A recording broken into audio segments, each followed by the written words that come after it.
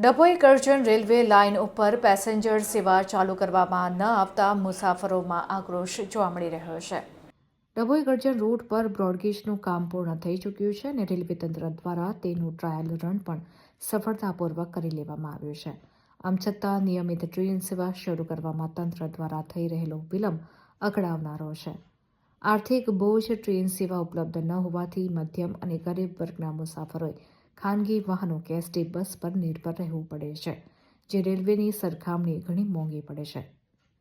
ડભોઈ અને કરજણ વચ્ચે મોટી સંખ્યામાં શ્રમિકો અને નોકરિયાત વર્ગ અવરજવર કરે છે.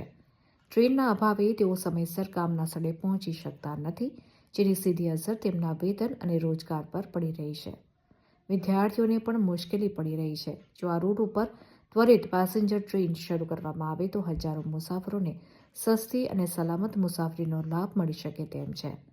આનાથી માત્ર મુસાફરોને જ નહીં પરંતુ વિસ્તારના વેપાર અને ઉદ્યોગ જગતને પણ મોટો ફાયદો થશે તેમ હબીબ લોખંડવાલા રેલવે તંત્રને લેખિતમાં રજૂઆત કરી છે.